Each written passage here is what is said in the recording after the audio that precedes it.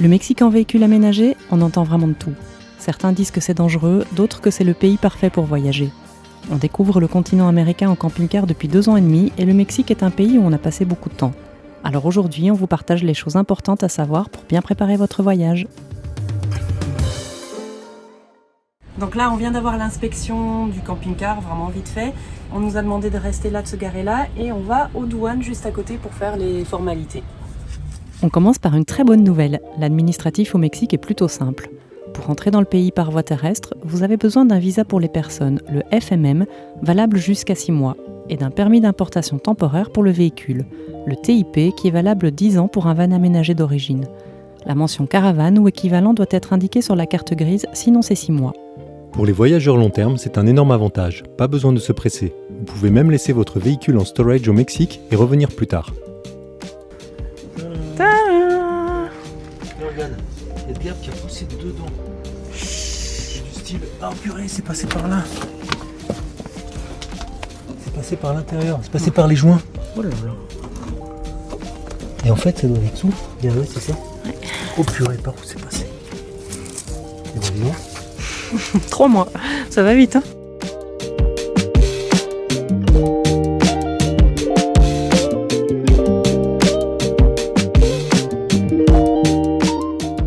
Voyager en van au Mexique, c'est une bonne option. Le pays est immense, très varié, et le véhicule permet d'aller là où on veut, quand on veut, sans dépendre des transports ou des hébergements. C'est un des pays où la van life est encore assez facile, mais on va quand même nuancer un peu.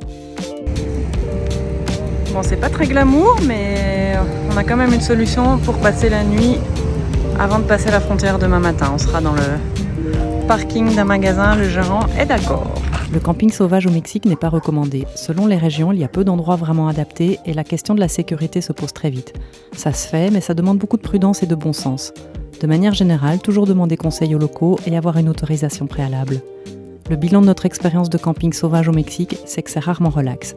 Et ici, avec notre rythme de voyage lent, rester plusieurs jours au même endroit attire forcément les regards. Alors on a fini par préférer les campings pour avoir l'esprit tranquille. On ne savait pas si on trouverait facilement des campings par ici. Et finalement si. En général, il faut compter entre 150 et 500 pesos par nuit selon les régions. Il ne faut pas s'attendre aux standards européens ou nord-américains.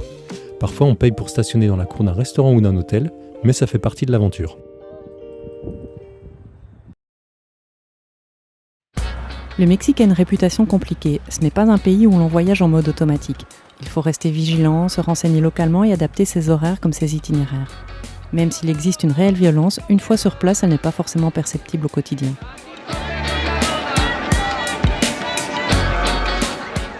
Ce que nous avons surtout rencontré, ce sont des gens gentils, accueillants et toujours prêts à aider.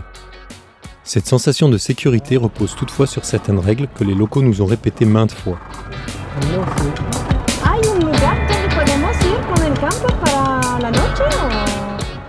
Éviter de rouler la nuit, rester discret et savoir que certaines routes sont à éviter. On n'était pas du tout censé conduire de nuit, mais on a eu des gros embouteillages sur la route. On a aussi beaucoup écouté notre ressenti. Si on ne se sent pas à l'aise, on va plus loin.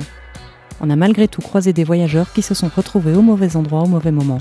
Mais ça aurait aussi pu arriver en Europe, au Canada ou ailleurs.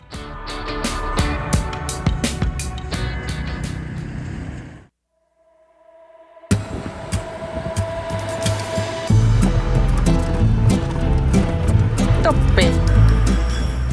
Le cauchemar des conducteurs ici, ce sont les ralentisseurs, appelés topés.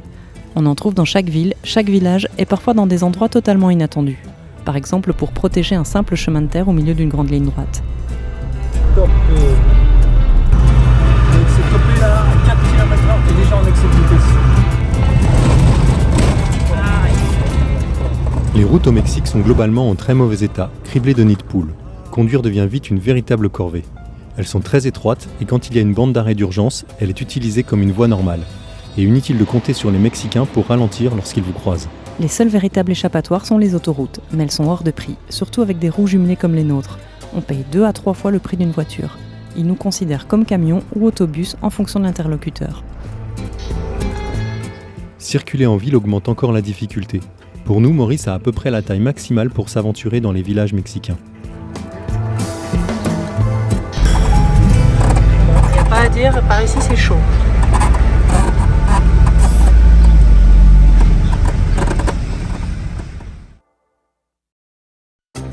On parle souvent de la corruption au Mexique, qui peut parfois impliquer la police. Les contrôles de police et militaires sont fréquents, il y a des checkpoints réguliers.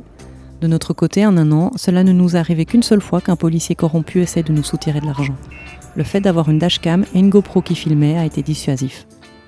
En plus des checkpoints, certaines routes peuvent être bloquées du jour au lendemain, notamment lors de manifestations liées à des revendications sociales.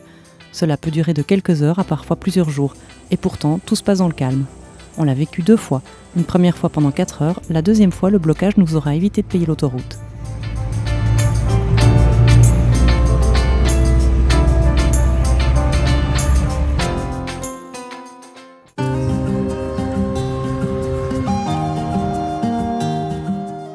Ici, au Mexique, l'histoire et la culture sont incroyablement riches. Les racines préhispaniques sont partout, avec notamment les grandes civilisations mayas et aztèques, à qui on doit des temples et des traditions encore très présentes aujourd'hui.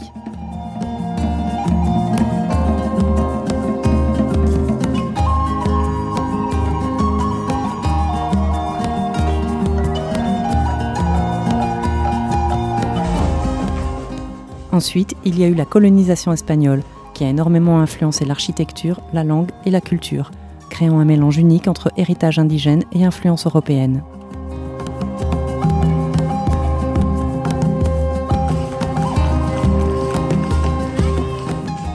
Et puis, le Mexique moderne s'est construit à travers la Révolution, les luttes sociales et une forte identité nationale, notamment face aux impérialismes européens et états-uniens.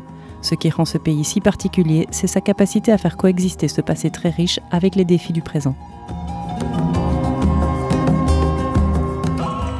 Le Mexique, c'est un pays intense, parfois bruyant et fatigant, mais incroyablement riche. Mais vigilant et ouvert d'esprit, voyager en van au Mexique peut être une expérience exceptionnelle. Ça fait 1 an qu'on sillonne les routes du Mexique, et pourtant il nous reste encore tellement de choses à voir. Alors si vous voulez continuer de découvrir cet immense pays avec nous, abonnez-vous, partagez, likez et n'hésitez pas à nous poser vos questions en commentaire. À bientôt!